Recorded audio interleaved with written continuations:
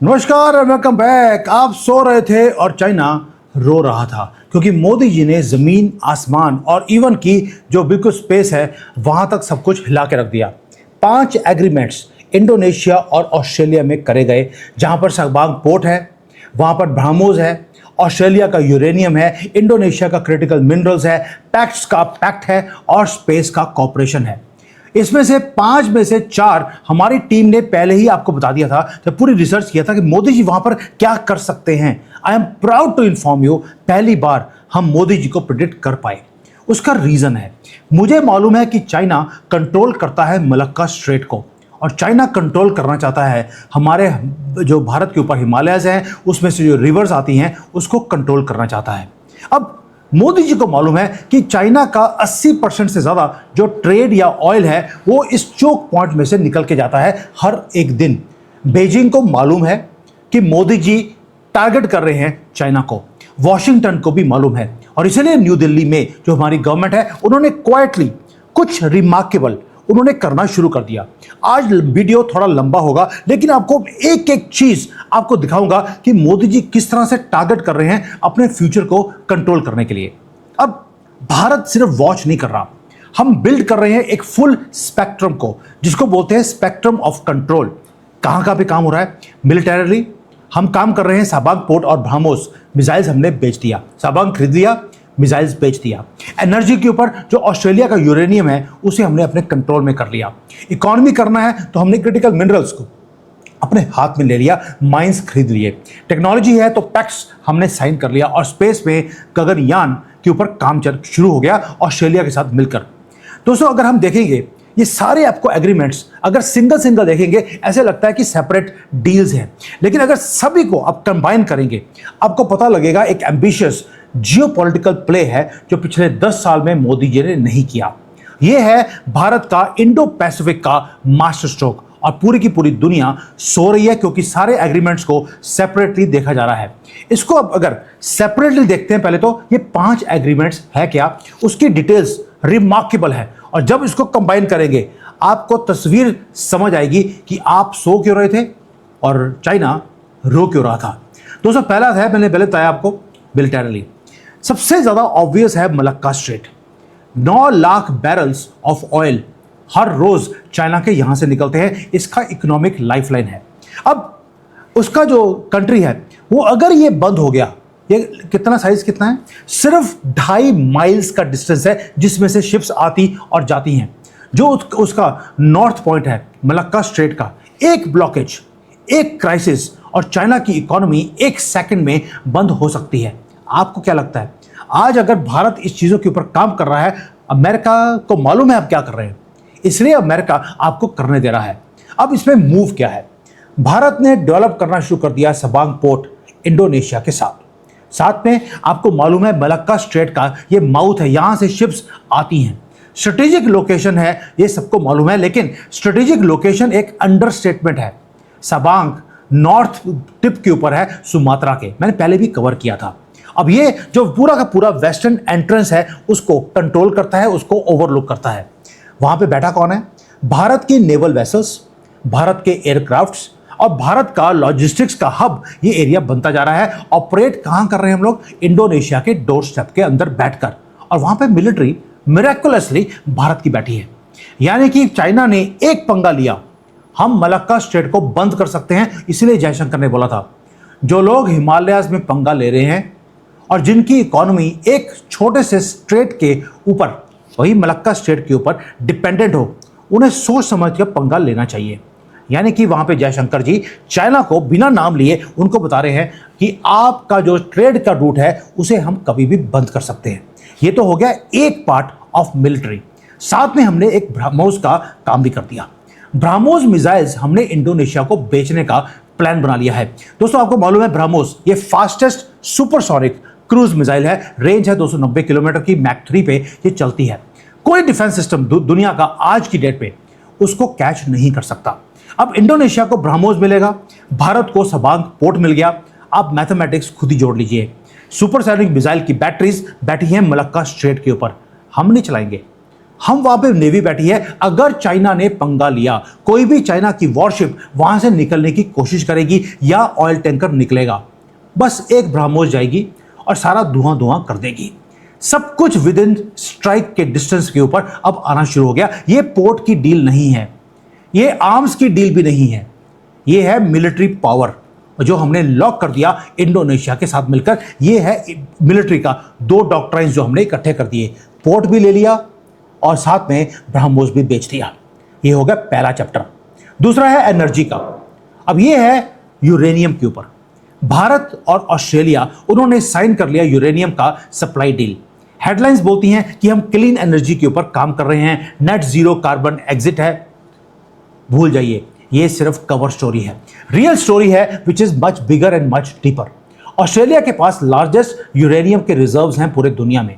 33% global supply वो Australia के पास है और भारत 22 न्यूक्लियर रिएक्टर्स यहां पर रन करता है। हमें यूरेनियम चाहिए, 8 और अंडर कंस्ट्रक्शन है। भारत को अगर 30 न्यूक्लियर रिएक्टर्स को चलाना है तो हमें क्या चाहिए? हमें यूरेनियम चाहिए। और भारत का जो न्यूक्लियर प्रोग्राम है वो सिर्फ पावर प्लांट्स के बारे में नहीं है, वो इवन की न्यूक्लियर वॉरहेड्स के बारे में भी है, क्योंकि हम मिसाइल्स बना रहे हैं, land based missiles, air defence systems और प्लस सी बेस्ड डेटरेंस सिस्टम। सबके लिए हमें न्यूक्लियर चाहिए, यूरेनियम चाहिए।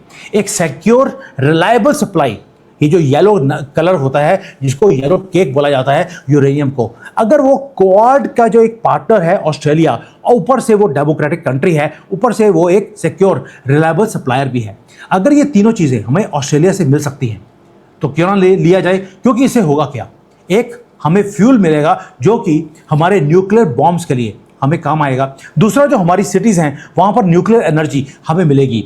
एंड प्लीज़ इसको मत भूलना, एक स्ट्रेटेजिक एंगल भी है, क्योंकि ऑस्ट्रेलिया एक क्वाड का मेंबर है, एक डेमोक्रेसी है, like minded Indo Pacific power भी है। डील सिर्फ भारत को यूरेनियम नहीं देती, वो इवन ऑस्ट्रेलिया को बाइंड करती है deeper into India strategic orbit. Energy dependence जब आपकी होनी शुरू होती है तो वो स्ट्रेटेजिक अलाइनमेंट में कन्वर्ट हो जाती है। आपको जियोपॉलिटिक्स में ये चीज़ समझनी पड़ेगी। आपको क्या लगता है, मोदी जी आज अगर रशिया से तेल लेकर दुनिया भर में हम तेल बेच रहे हैं, इसका मतलब है हमने एनर्जी डिपेंडेंस दुनिया का कर लिया, उसके कारण हमारा स्ट्रेटेजिक अलाइनमेंट दुनिया से बनता जा रहा है। वही काम हमने ऑस्ट्रेलिया के साथ किया। हर शिपमेंट जो यूरेनियम की ऑस्ट्रेलिया से भारत के धरती के ऊपर आएगी, इसका मतलब है जो इंडो पैसिफिक का जो सिक्योरिटी का आर्किटेक्चर है वो दोनों अलाइन हो जाएंगे, ऑस्ट्रेलिया और भारत के। चाइना को मालूम है, they know exactly why we are doing this deals. एक न्यूक्लियर आर्म्ड भारत सिक्योर कर रहा है यूरेनियम को ऑस्ट्रेलिया से, डीकपल किया जा रहा है चाइनीज प्रेशर से। और क्लीन एनर्जी, बिल्कुल क्लीन एनर्जी तो है ही है, बट ये सिर्फ दिखाने के लिए है। लेकिन जो रियल गेम है वो है स्ट्रेटेजिक एनर्जी सिक्योरिटी, और ये गेम को चेंज करेगा। मैंने पहले बोला है, आप सो रहे थे, चाइना रो रहा था, क्योंकि हमने काम ही ऐसा किया है। ये मिलिट्री और एनर्जी का दो काम हो गए। अब तीसरा आते हैं इकोनॉमिक के ऊपर। यूरेनियम एक पीस ऑफ द कॉइन है, दूसरा है क्रिटिकल मिनरल्स।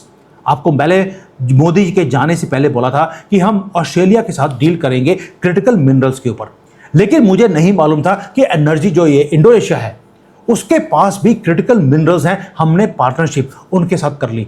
रेयर अर्थ के साथ साथ हमने निकल, बॉक्साइट, ये सारी वो चीज़ें हैं जो बिल्डिंग ब्लॉक्स हैं 21st सेंचुरी की इकोनॉमी के। आज की डेट में चाइना कंट्रोल करता है सारे के सारे सप्लाई चेन्स को। 85% दुनिया की प्रोसेसिंग चाइना में होती है। जितने भी स्मार्टफोन्स हैं, जितने इलेक्ट्रिक व्हीकल्स हैं, विंड टर्बाइंस हैं, डिफेंस सिस्टम्स हैं, ये सारे के सारी चीज़ें वो चाइना के थ्रू होकर जाती हैं, क्योंकि उसने कंट्रोल किया है पूरे रॉ मटेरियल्स को। ये चाइना का लीवरेज है। इसलिए बेजिंग हेजिटेट करता है कि भाई किसी और कंट्री के पास ये टेक्नोलॉजी नहीं होनी चाहिए, और वो मिनरल्स को किसी के पास देने देता भी नहीं है। अब इंडोनेशिया के पास तो गोल्ड माइन है, उनके पास दुनिया का लार्जेस्ट निकल का रिजर्व है, उसके पास बॉक्साइट है, और रेयर अर्थ मिनरल्स भी उसके पास पाए गए हैं। भारत ने क्या किया, हमने बोला कि जो प्रोसेसिंग की टेक्नोलॉजी है वो हम देने को तैयार हैं। उसके होगा क्या, इंडोनेशिया से अब ये सारे मिनरल्स हमारे पास आएंगे, हम प्रोसेस करेंगे और मैन्युफैक्चर करने के बाद इसे दुनिया भर में बेचेंगे।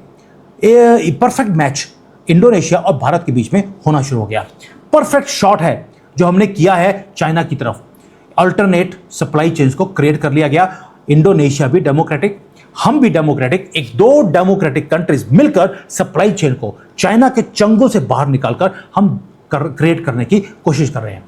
दोस्तों, कोई भी चाइनीज मिडलमैन या चाइना का वीटो पावर इस ट्रेड डील को अब रोक नहीं सकता। यह इकोनॉमिक वॉरफेयर है जो हमने लार्जर स्केल पे इंडोनेशिया के साथ कर लिया। मुझे नहीं मालूम था, ऑस्ट्रेलिया का हमने गेस किया था कि मोदी जी वहां पे आके काम करेंगे, वो हमने कर लिया।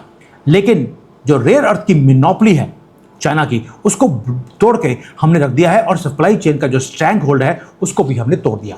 सडनली चाइना जो बिगेस्ट इकोनॉमिक वेपन था उसका, वो था रेयर अर्थ मिनरल्स का, उसको अब वो थ्रेटन नहीं कर सकता दुनिया को। और साथ में आप जोड़ दीजिए सबांग पोर्ट, और साथ में आप जोड़ दीजिए ब्रह्मोस मिसाइल्स, तो आप समझ लीजिए कि अब भारत मैनेज्ड पोर्ट है जहां से चाइना की शिप्स निकलती हैं और हम उनको अब अपनी मोनोपोली चलाने नहीं देंगे। ये हो गया तीसरा पॉइंट। अब चौथा है टेक्नोलॉजी का, बहुत इंटरेस्टिंग है। वो कैसे? कोई भी इसके बारे में बात नहीं कर रहा, हमने भी इसके ऊपर प्रेडिक्ट नहीं कर पाए थे कि हम वहां पर पैक्ट्स को साइन कर रहे हैं। अब ये पैक्ट क्या है? भारत और ऑस्ट्रेलिया पार्टनरशिप लेके आ रहे हैं किसकी? क्रिटिकल एंड इमर्जिंग टेक्नोलॉजीज की। साइबर आएगा, आर्टिफिशियल इंटेलिजेंस है, क्वांटम कंप्यूटिंग है, सप्लाई चेन का रिजिलियंस है। 4 डोमेन के ऊपर साइमल्टेनियसली एक अलायंस को क्रिएट किया जा रहा है ऑस्ट्रेलिया के अंदर, और कोई भी मेन स्ट्रीम मीडिया इस पैक्ट्स के ऊपर कवरेज नहीं कर रहा। इसलिए मैं आपको देखता हूं कि पैक्ट्स के अंदर हम कर क्या रहे हैं। दोस्तों, इसको ब्रेक डाउन करते हैं। पैक्ट्स के अंदर साइबर कॉपरेशन है, जहां पर जो शेयर्ड थ्रेट ऑफ इंटेलिजेंस है वो हम शेयर करेंगे ऑस्ट्रेलिया और भारत के बीच में। जो साइबर डिफेंस फ्रेमवर्क है वो जॉइंटली अब क्रिएट किया जाएगा। भारत और ऑस्ट्रेलिया दो वो कंट्रीज हैं जिसको टारगेट किया जाता है। अब ये दो कंट्रीज जब साइबर कैपेबिलिटीज को पूल करेंगी तो आपको मालूम है कि हमें टारगेट करता कौन है। दुनिया में एक ही कंट्री है जो ऑस्ट्रेलिया और भारत को टारगेट करने की हिम्मत रखता है, वो है चाइना। इसलिए artificial intelligence, defence AI, dual use technology, joint research and development, ये सारे काम हम ऑस्ट्रेलिया के साथ करने वाले हैं। उसका रीजन है ऑस्ट्रेलिया के पास पैसे हैं, उसके पास वेस्ट की टेक्नोलॉजी का इकोसिस्टम है, भारत के पास इंजीनियर्स हैं, हमारे पास टैलेंट है। अगर दोनों को इकट्ठा कर दें, हम एआई कैपेबिलिटीज को चाइना के हेमिस्फेयर से बाहर निकालकर हम बिल्ड कर सकते हैं। इसलिए क्वांटम कंप्यूटिंग हमने वहां पे ऑस्ट्रेलिया के साथ एग्रीमेंट कर लिया। एंड क्वांटम हर चीज को वो चेंज कर देगा। उससे होगा क्या?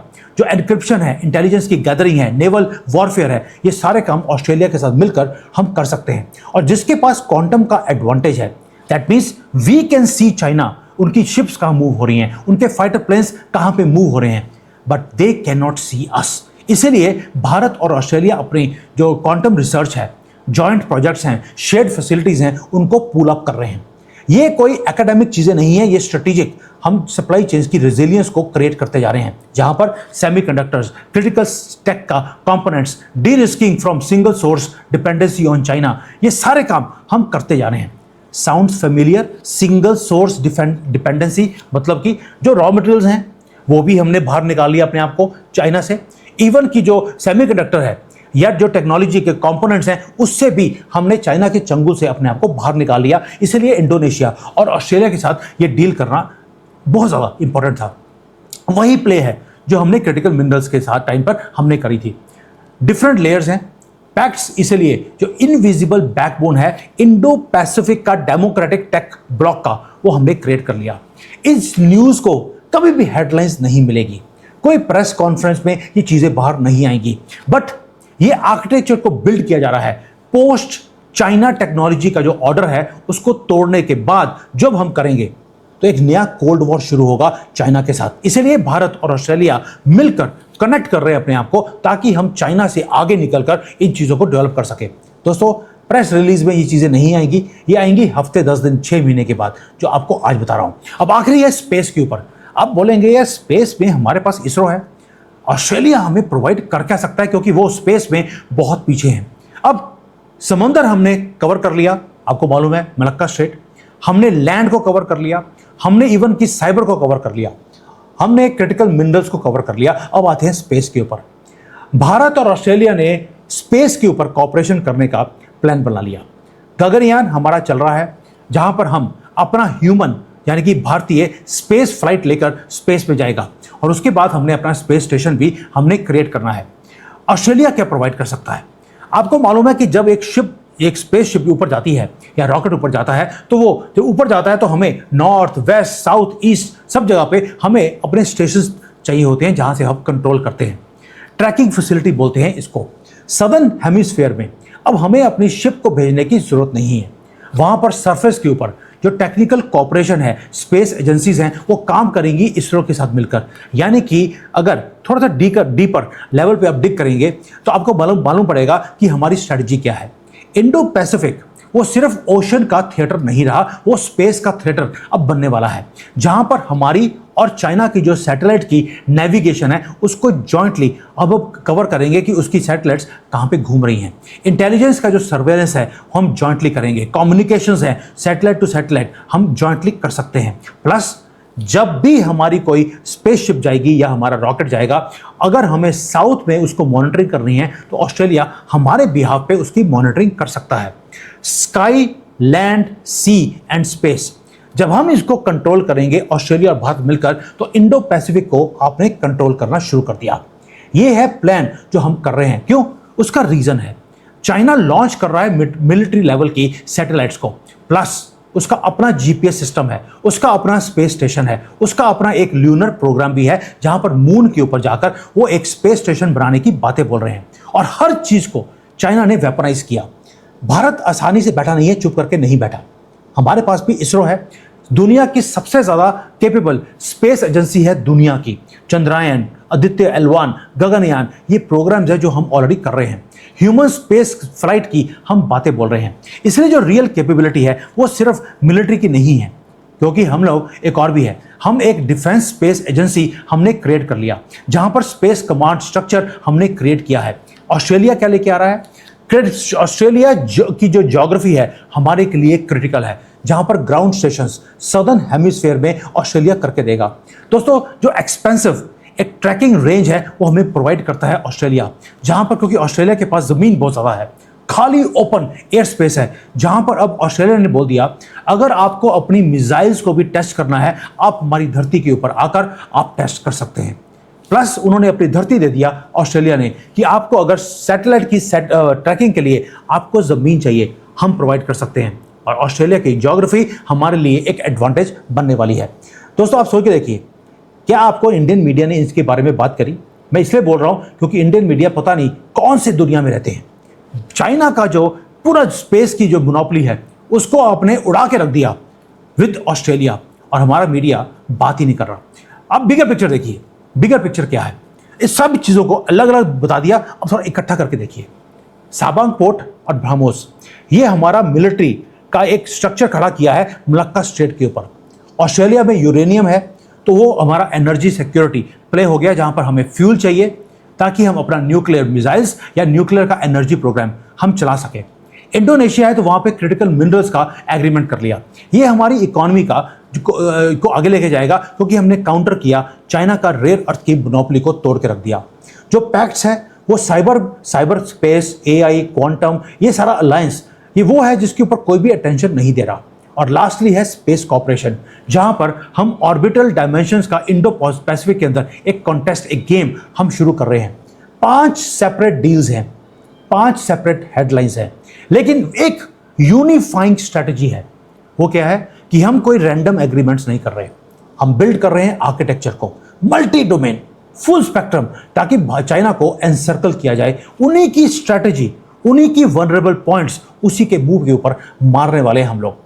मलक्का चोक पॉइंट है, रेयर अर्थ स्ट्रेंगल होल्ड है, और टेक्नोलॉजी जो सप्लाई चेन है वो डिपेंडेंसी है। स्पेस की रेस हमने शुरू कर दी। हर सिंगल मूव टारगेट किया जा रहा है साइमल्टेनियसली एक कंट्री को। आप अगर हमारे साथ पाकिस्तान के साथ मिलकर पंगा लेंगे तो हमें भी पंगा लेना आता है। आइए युद्ध करते हैं। युद्ध हथियारों का नहीं, ये है डिप्लोमेसी का युद्ध, ये है इकोनॉमिक एंड चोक पॉइंट्स का युद्ध। और हर सिंगल डील स्ट्रेंथन करती है ना कि सिर्फ भारत को, इंडोनेशिया को भी और ऑस्ट्रेलिया को भी। साबांग प्रोटेक्ट करता है मिनरल्स की सप्लाई लाइंस को, यूरेनियम पावर करता है नेवल वेसल्स को, जो नेवी वेसल्स चलते हैं स्ट्रेट ऑफ मलक्का में। पैक्ट्स जो है वो डिफेंड करता है नेटवर्क्स को, और वो सभी कंट्रीज को कनेक्ट भी करता है। स्पेस प्रोवाइड करता है इंटेलिजेंस को, ताकि हमारी जो मिलिट्री वर्क करेगी इंडोनेशिया ऑस्ट्रेलिया के साथ मिलकर। दोस्तों, ये कोई इंक्रीमेंटल डिप्लोमेसी की विजिट नहीं थी, एक ग्रैंड एक स्ट्रेटजी है जो हमारी आंखों के सामने हो रही है, and it is happening right now. दुनिया सो रही है, चाइना रो रहा है, और हमारी मीडिया वो ना सो रहा है ना रो रहा है, वो सिर्फ ऊंची ऊंची वो बकवास करते रहते हैं 4-5 लोगों को बिठाकर। पूरी दुनिया आज वॉच कर रही है कि भारत क्या कर रहा है, और इसीलिए मलक्का जो डायलेमा है, मलक्का स्ट्रेट का डायलेमा, वो अब भारत का मलक्का एडवांटेज बनता जा रहा है, और Indo Pacific it is going to change. इसलिए बोल रहा हूं क्योंकि हम जैसे इंडोनेशिया में जाकर जैसे एग्रीमेंट्स कर रहे हैं, और ऑस्ट्रेलिया में जाकर जो हमने स्पेस के ऊपर हमने काम किया है, इसका मतलब है प्लान लंबा है। भारत को प्रिपेयर किया जा रहा है ग्लोबल स्टेज के ऊपर एक बड़े लेवल पे आगे लेके जाने का। देखिए, डिप्लोमेसी है। कल मैंने आपको वीडियो बनाया था कि कैसे चाइना पाकिस्तान के साथ मिलकर हमें घेरने की कोशिश कर रहा है। आज हमने इंडोनेशिया और ऑस्ट्रेलिया के साथ मिलकर चाइना को घेर लिया।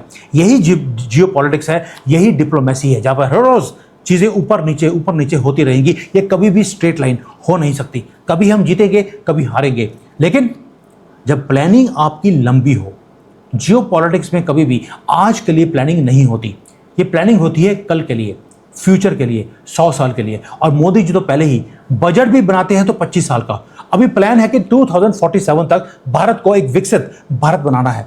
आप विजन देखिए, कांग्रेस के टाइम पर जो बजट बनता था 6 महीने का, 1 महीने का वो बनता था, आज 25 साल का इकट्ठा बनाते हैं। एग्रीमेंट्स भी हैं तो 25 साल के। ऑयल का एग्रीमेंट किया रशिया के साथ, मिडिल ईस्ट के साथ, 25 साल 20 साल के एग्रीमेंट्स हैं।